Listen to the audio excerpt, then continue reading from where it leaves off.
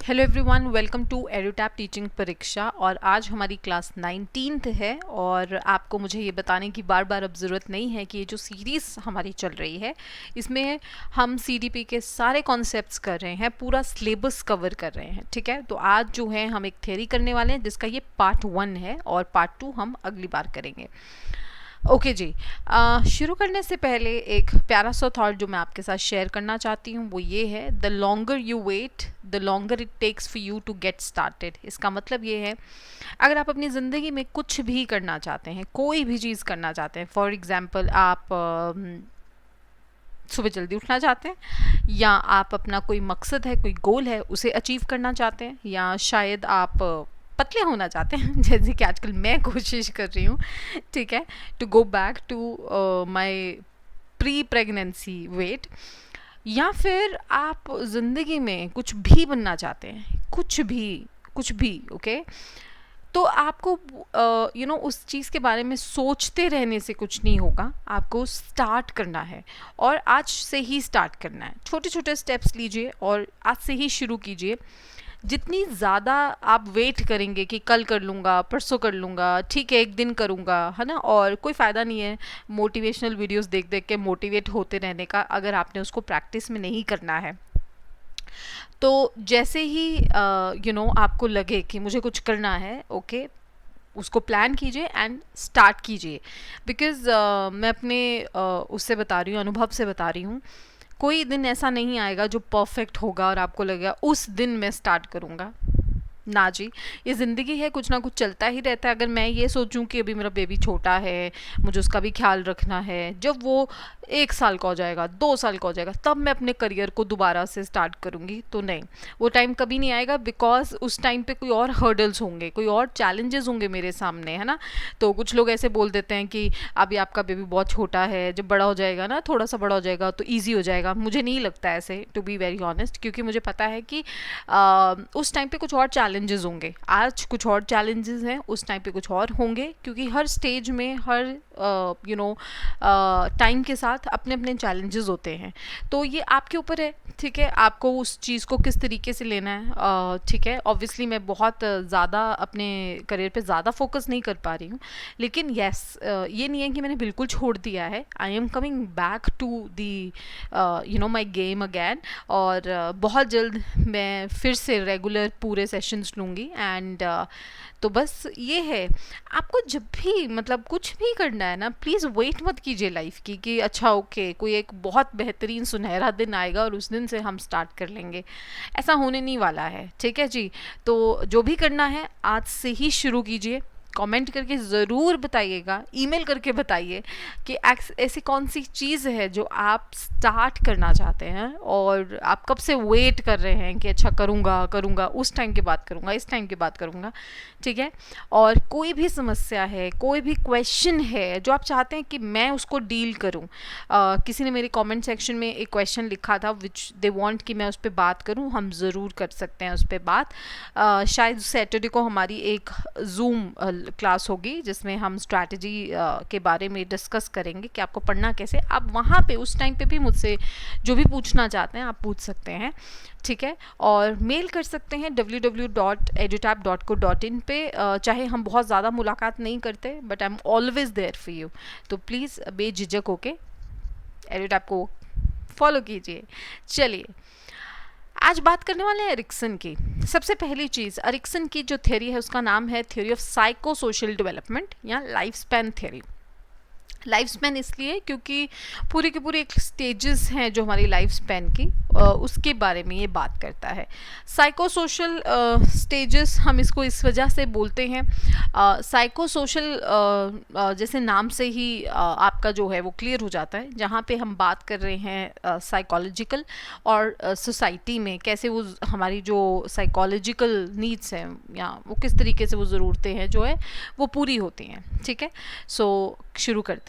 देखिए, जो एरिक्सन है वो एक न्यू फ्रॉइडियन साइकोलॉजिस्ट हैं। न्यू फ्रॉइडियन साइकोलॉजिस्ट का मतलब ये है कि अब जो फ्रॉइड जी थे उनका अपना एक बहुत बड़ा समय है ना, हमने पढ़ चुके हैं फ्रॉइड।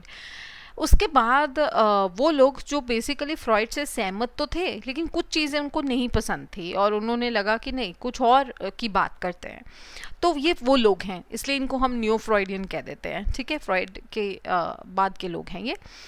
इन्होंने फ्रॉइड की थ्योरी को काफ़ी एक्सेप्ट किया, लेकिन वो अपनी खुद के, ऑब्वियसली बात है, जब हम भी कोई चीज़ पढ़ते हैं और हम चाहे उस चीज़ से जितना मर्जी रिलेट कर रहे हो, लेकिन फिर हम कहते हैं, हम उसमें कुछ अपना डालते हैं, है ना। सेम इन्होंने किया। फ्रॉइड ने एक आइडेंटिटी क्राइसिस का जो कॉन्सेप्ट है उसके बारे में ऐसे बात नहीं की, ठीक है। उन्होंने क्राइसिस की बात की है, बट उन्होंने ऐसे बात नहीं की। सो इस चीज़ को लेके एरिक्सन जो है वो काफ़ी बात करते हैं। एरिक्सन कहते हैं कि जो हमारी आइडेंटिटी है उसमें क्राइसिस होता है, में जो हमारी पहचान है, ठीक है, उसमें क्राइसिस होता है। और एरिक्सन जो हैं उन्होंने अहम को, ईगो को बहुत इम्पोर्टेंस दी है, ठीक है। एरिक्सन ने कल्चर को, हमारा जो संस्कृति है, हमारी जो सोसाइटी है, उसको बहुत अहमियत दी है, जो कि फ्रॉइड ने नहीं दी है। हर स्टेज में एरिक्सन ये मानते हैं कि बेसिकली अगर आप एक स्टेज से दूसरी स्टेज पे जा रहे हैं, तो ये जो पहली स्टेज है ये बहुत इम्पॉर्टेंट है, ठीक है। सो उनकी पूरी की पूरी थ्योरी इसी चीज़ के ऊपर बिल्ट है कि पिछली जो स्टेज होती है वो अगली स्टेज में जाने में बहुत मददगार होती है और डेवलपमेंट में मदद करती है।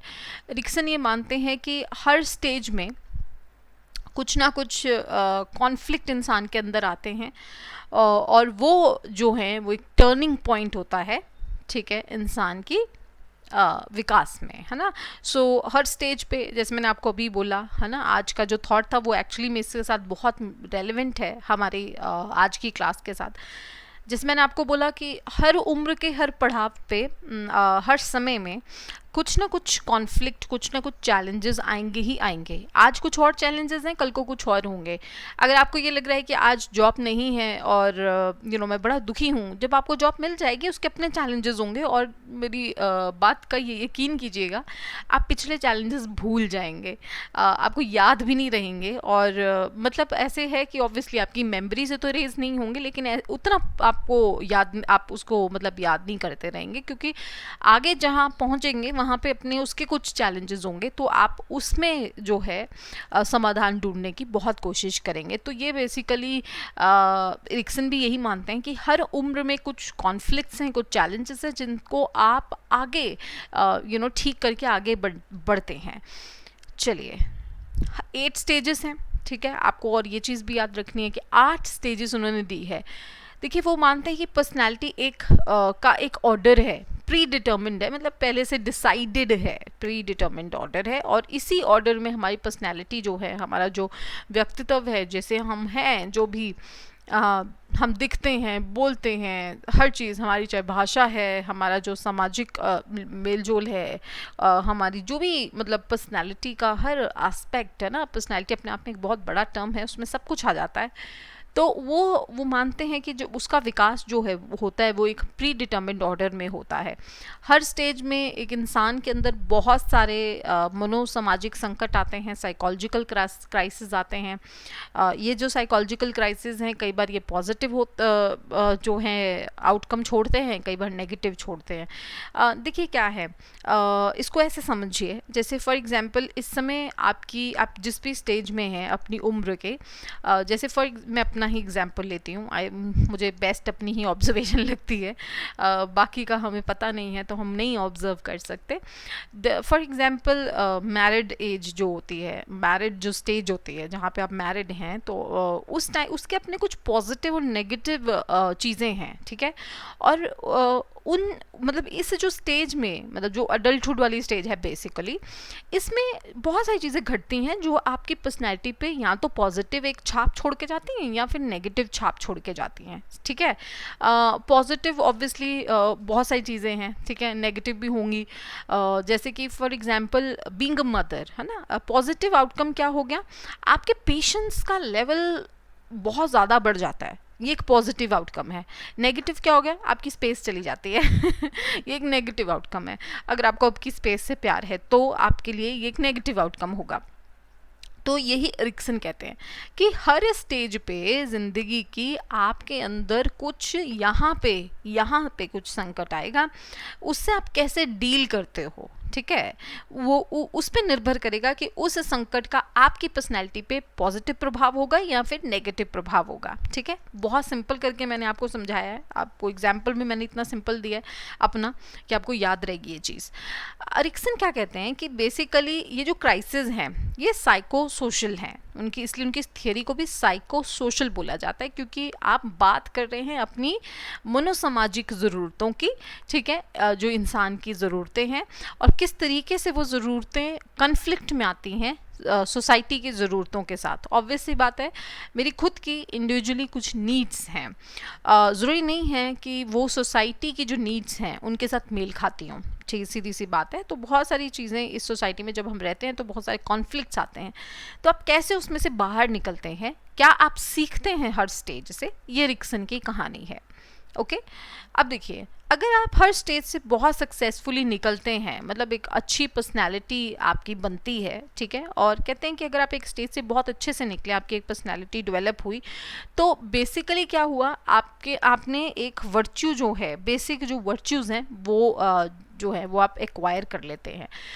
वर्च्यूज़ होते हैं मतलब कि आपकी जो स्ट्रेंथ है, हर स्टेज में ना आप देखिएगा, आपके साथ भी होगा ये, आपकी अलग एक स्ट्रेंथ डेवलप होती है इन एवरी स्टेज, राइट। तो ईगो जो है फिर उस चीज़ को, उस वर्च्यू को, जो हमारी अच्छाई हमारे अंदर आती है, वो हमारी जो स्ट्रेंथ होती है उसका इस्तेमाल करती है उस लड़ाई से लड़ने में, उस क्राइसिस से लड़ने में। ठीक है, क्राइसिस कुछ भी हो सकता है। तो उन्होंने कहा कि एपिजेनेटिक प्रिंसिपल कहा जाता है इनकी थियोरी को। एपिजेनेटिक प्रिंसिपल, अनुजात परिनियम, मैं आगे समझाऊंगी, ये थोड़ा सा पेचीदा सा कॉन्सेप्ट है पर बहुत इंटरेस्टिंग है। यहाँ तक सिर्फ इतना याद रखिएगा, एपिजेनेटिक प्रिंसिपल की बात एरिक्सन करके गए हैं, that's it. Okay, I hope समझ में आ रहा होगा। मैं बहुत सिंपल भाषा में समझाती हूँ क्योंकि मेरा जो मकसद है वो ये है कि हर किसी को बात समझ में आनी चाहिए। अगर हाई फाई पढ़ाना है तो वो तो आप अपनी पुस्तक बुक्स में से भी पढ़ सकते हैं।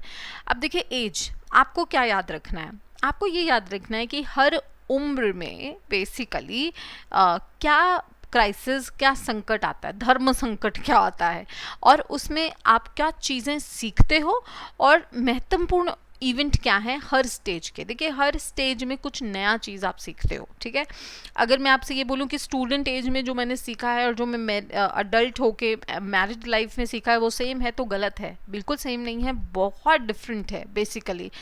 तो अगर मैं कहूँ कि जब मैं इन्फेंट थी, ठीक है, जो मतलब छोटा शैशव अवस्था में थी, ठीक है, 1 साल से पहले की बात अगर मैं करूँ, 1 साल तक, तब जो मैंने सीखा है, जो मैंने आज सीखा है वो सेम है नहीं, ऑब्वियस ही बात है। तो हर उम्र में आप कुछ नया सीखते हैं, हर उम्र में एक महत्वपूर्ण चीज़ जो है वो आपकी ज़िंदगी में घटती है। ठीक है, तो ये उन्होंने बताया है। सबसे पहले है हमारी शैशवावस्था जो 0 to 18 मंथ है, इन्फेंसी इसे अंग्रेजी में हम बोलते हैं। यहाँ पे जो संकट है वो होता है, आप बस अपने ऊपर ऐसे लगा के देखिए, आप एक छोटे से बच्चे हैं और आप अभी दुनिया में आए हैं, कोई आपको नहीं समझ, ठीक है, यहाँ से जो आपका फर्स्ट कांटेक्ट होएगा आपकी मदर के साथ, फादर के साथ, ग्रैंड पेरेंट्स के साथ, वहाँ से आप रिश्ते सीखते हैं। आप बेसिकली क्या सीखते हैं, किसी पे यकीन करना है या नहीं करना है, विश्वास करो या अविश्वास। तो 0 to 18 मंथ में बच्चा सबसे पहले इस धर्म संकट में आता है। यहाँ से वो उम्मीद, आशा, ये वाले वर्च्यू लेता है, और यहाँ पे सबसे महत्वपूर्ण इवेंट होता है, क्योंकि हाँ और कोई ज़रूरत नहीं है, आप खाना खा लिया, मैं अपने बच्चे को देखती हूँ, बस दूध पी लिया, सो गए, बस, और कुछ नहीं है ना। सो सबसे इम्पोर्टेंट क्या है, आहार, feeding is very very important. ये सारा का सारा जो ट्रस्ट और पैदा होगा, ये मिसट्रस्ट होगा, ये फीडिंग के आसपास घूमता है। कैसे, मैं आपको बताऊंगी बाद में। दूसरा है बाल्यावस्था, अर्ली चाइल्डहुड, 18 महीने से 3 वर्ष की आयु तक होता है, जहाँ पे आप बेसिकली इंसान के अंदर अपनी विल जो है वो डेवलप होती है। ठीक है, यहाँ पे जो धर्म संकट है वो ये है कि क्या मैं खुद से कोई काम कर सकता हूँ या नहीं कर सकता हूँ। ऑटोनॉमी माने स्वतंत्रता मुझे मिली है वर्सेस शेम। ठीक है, और इसमें बच्चे की टॉयलेट ट्रेनिंग बहुत इंपॉर्टेंट है, जहाँ हम बच्चे की पॉटी ट्रेनिंग करते हैं। ठीक है, फिर है प्री स्कूल में जब बच्चा जाता है तो वो 3 से 5 साल है। अब प्री स्कूल में जब बच्चा जाता है तो यहाँ पे जो धर्म संकट आता है वो है कि मैं शुरुआत करूँ किसी चीज़ की कि नहीं करूँ। Initiative versus guilt. यहाँ पे वर्च्यू है पर्पस और इवेंट है चीज़ों को खोजना, एक्सप्लोरेशन। अब आती है स्कूल एज 6 से 11 साल। ये है इंडस्ट्री वर्सेस इंफीरियोरिटी।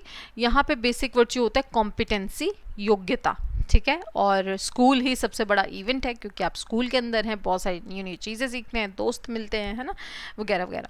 फिर आती है हमारी एडोलेसेंस जिसे हम किशोरावस्था कहते हैं। सबसे महत्वपूर्ण जो सबसे बड़ा छाप छोड़ के जाता है आफ्टर, अगर हम चाइल्डहुड बात करें तो इन एडोलेसेंस बहुत ज़्यादा इंपॉर्टेंट स्टेज है।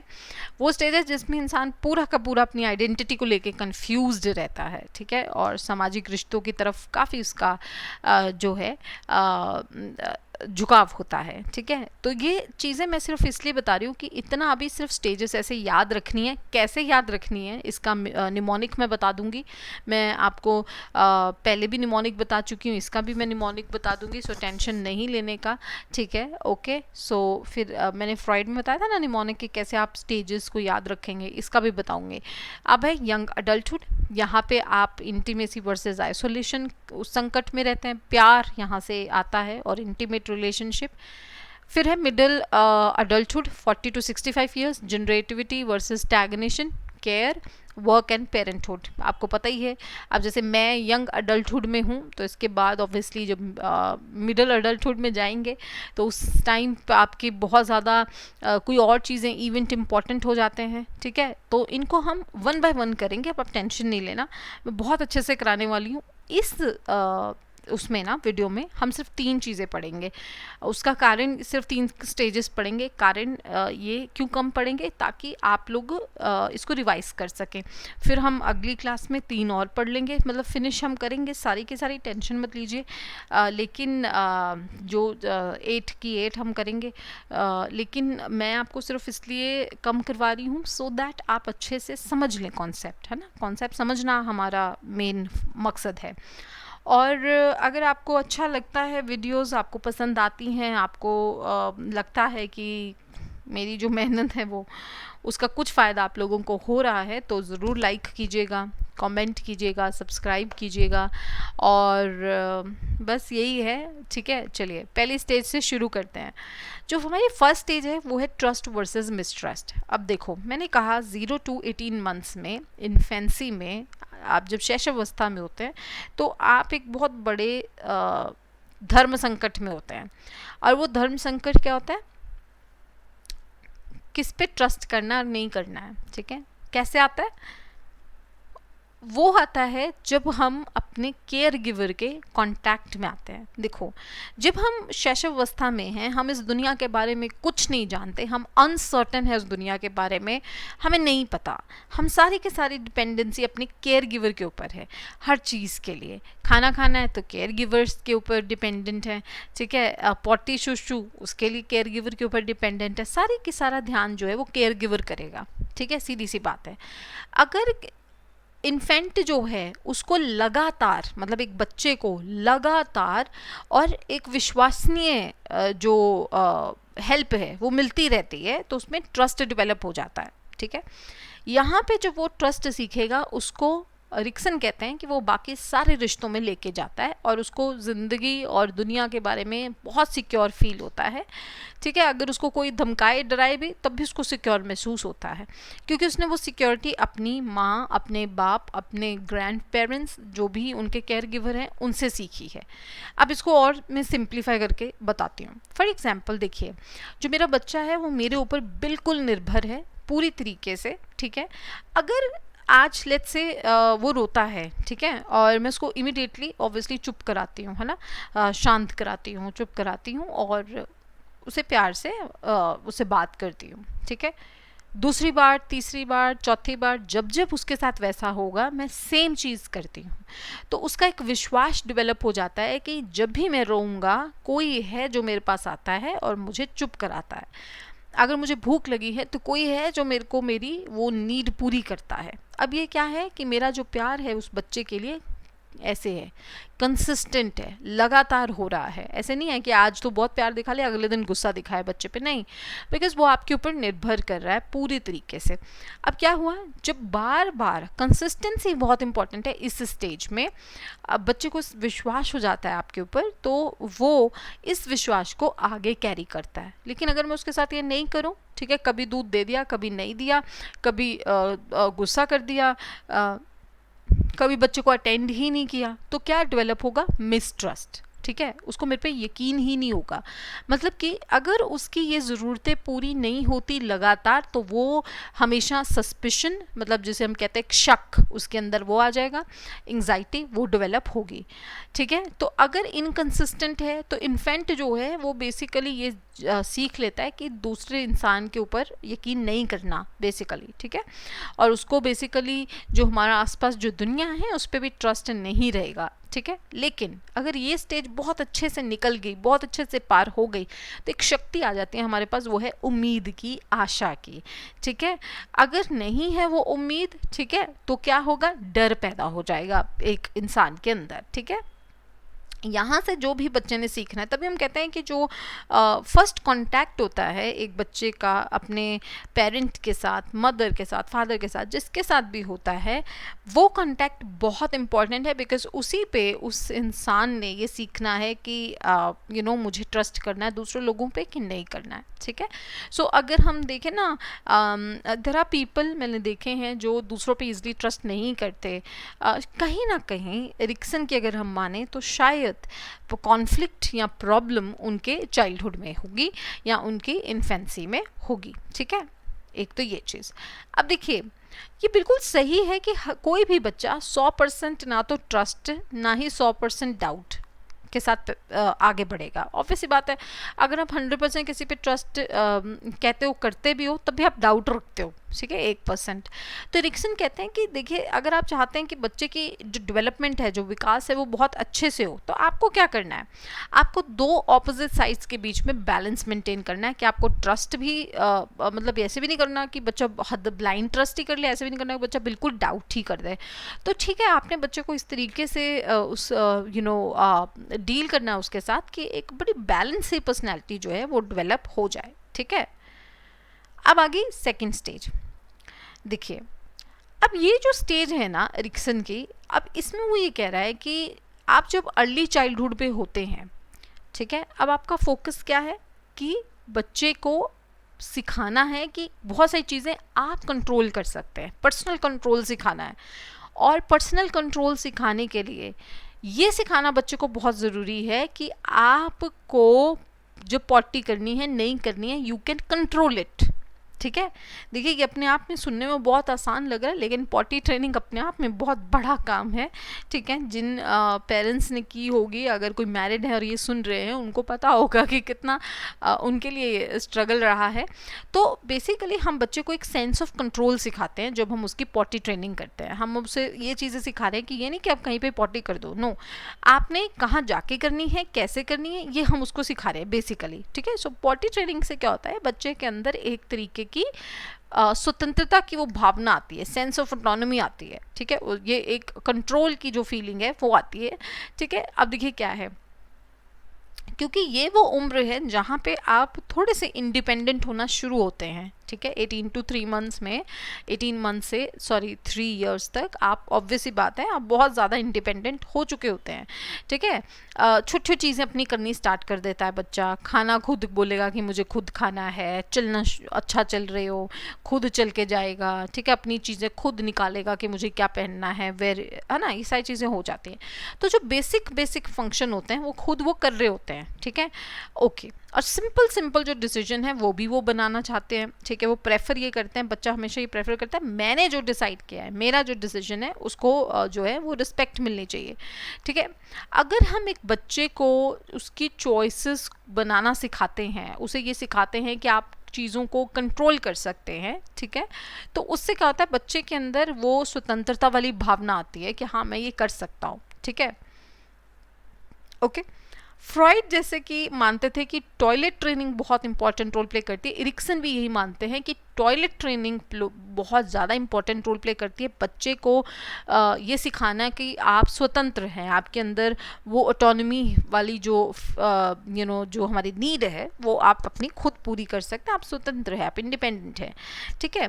एरिक्सन थोड़ी सी अलग बात कहते हैं यहाँ पे। एरिक्सन ये कहते हैं कि एक बच्चे को ये सिखाना कि आपने आपके बॉडी के जो फंक्शन उनको कंट्रोल करना सिखाते हैं जब हम, तो हम बेसिकली उसे एक सेंस ऑफ इंडिपेंडेंस सिखाते हैं। सीधी सी बात है, अगर मैं बच्चे को सिखा रही हूँ कि देखिए वो आपके बॉडी के बहुत सारे फंक्शन आपके कंट्रोल में हैं, आप चाहेंगे तो वैसा होगा, ठीक है। तो हम उसे कहीं ना कहीं क्या सिखा रहे हैं, अब आप क्या हैं, एक इंडिपेंडेंट पर्सनैलिटी है, ठीक है, ओके।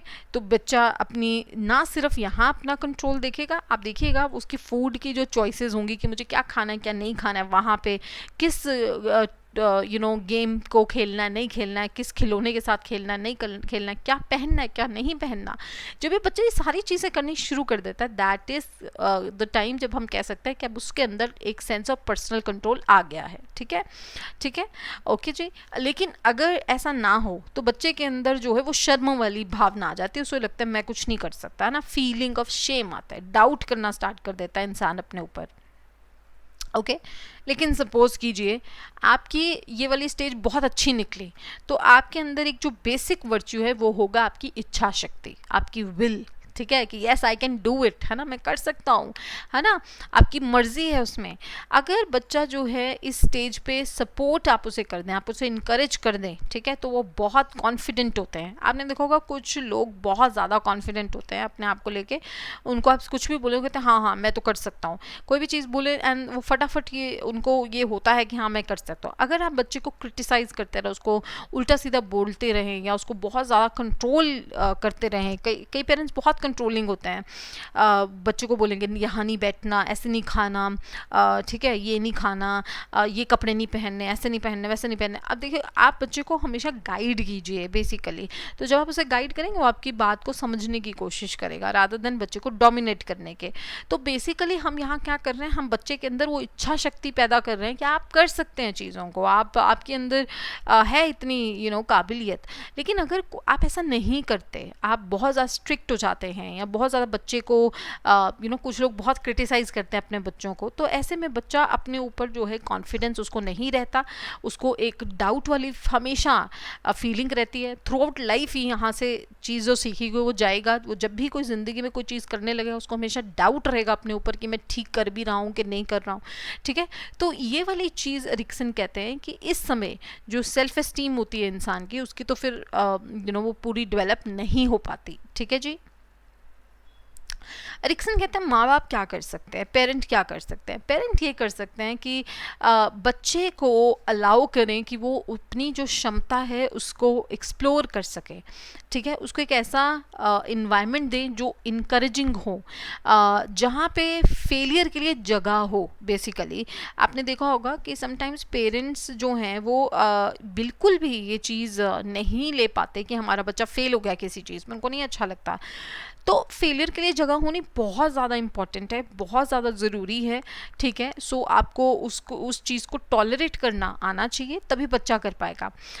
जैसे मैंने देखा है कि समटाइम्स पेरेंट्स ये करते हैं कि फॉर एग्जांपल लेट्स से कोई बच्चा है, ठीक है, और उसको फर्स्ट आना बहुत पसंद है, लेकिन अगर वो सेकंड आता है तो पेरेंट्स क्या करते हैं, उसको और क्रिटिसाइज़ करना स्टार्ट करते, तुम्हारे और नंबर आने चाहिए थे, देखो उसके वो फर्स्ट आ गया, तुम्हारी जगह उसने ले ली, ब्ला ब्ला।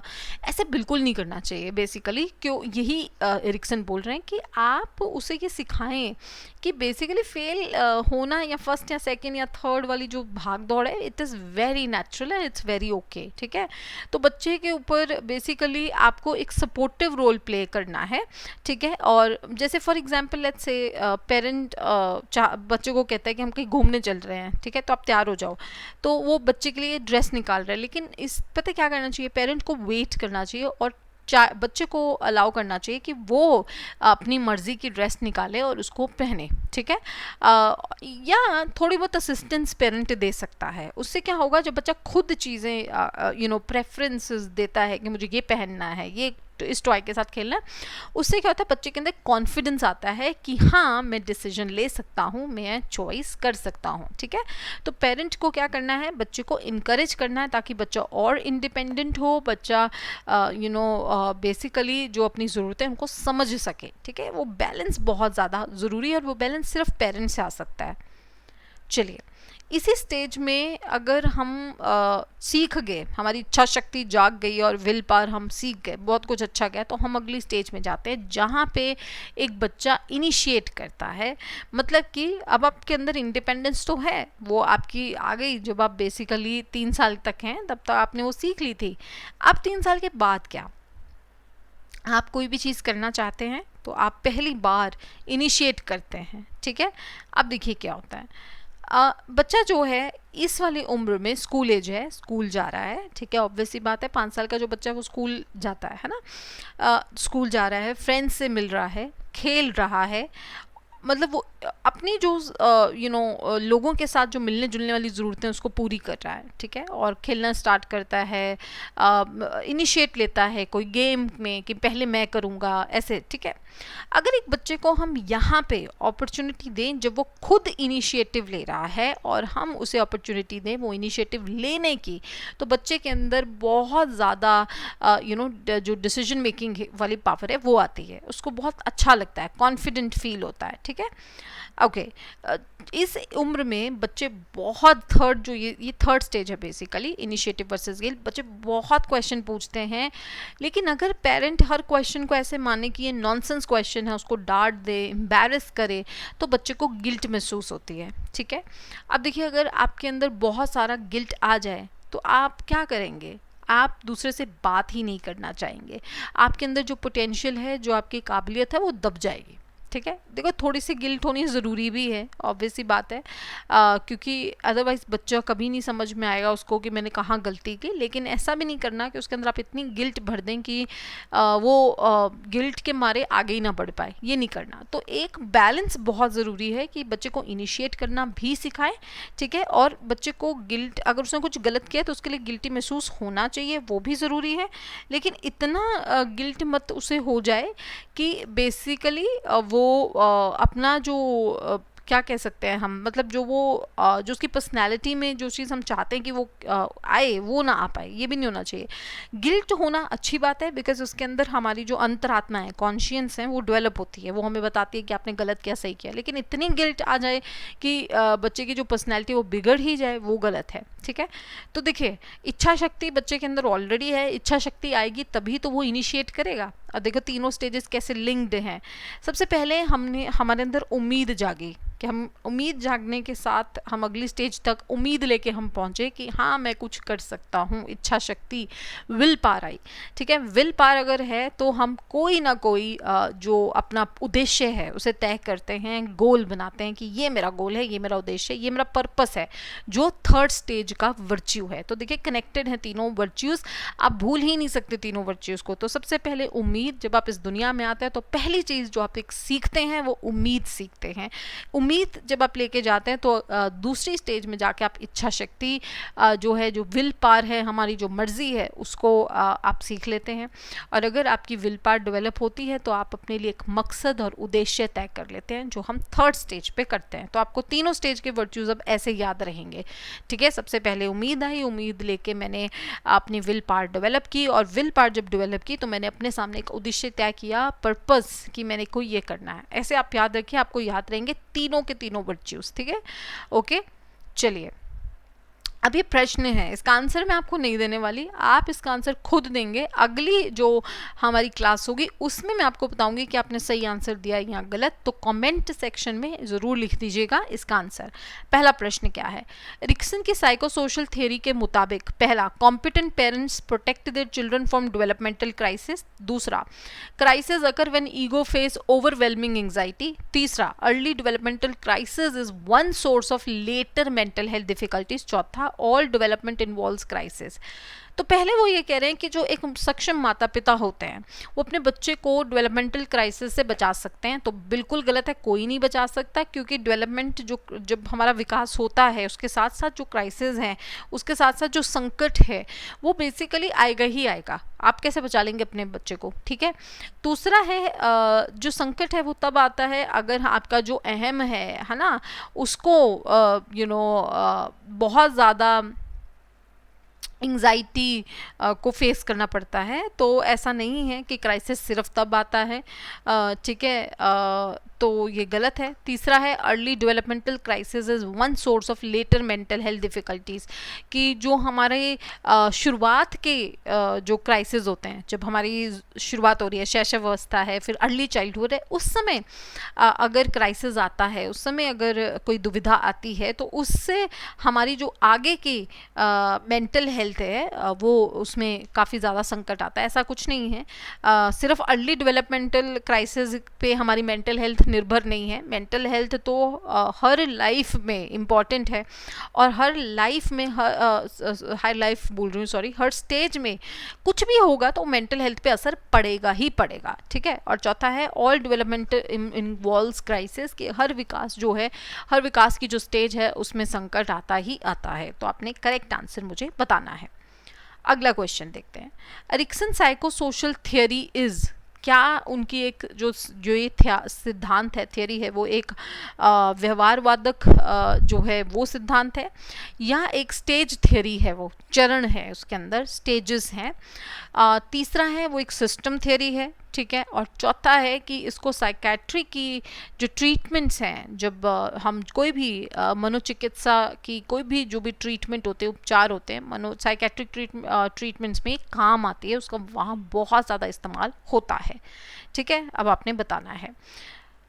चलिए, एपिजेनेटिक प्रिंसिपल स्टेट्स दैट, है ना, ये जो मैं आपको बोल रही थी कि मैं आपको बाद में बताऊंगी। एपिजेनेटिक प्रिंसिपल जो होते हैं वो क्या कहते हैं कि कुछ जो सोसाइटीज़ हैं they believe themselves to be special. इसका मतलब ये है कि कुछ जो हमारा समाज में कुछ ऐसी सोसाइटीज़ हैं जिनको लगता है हम जो है हम बहुत स्पेशल हैं।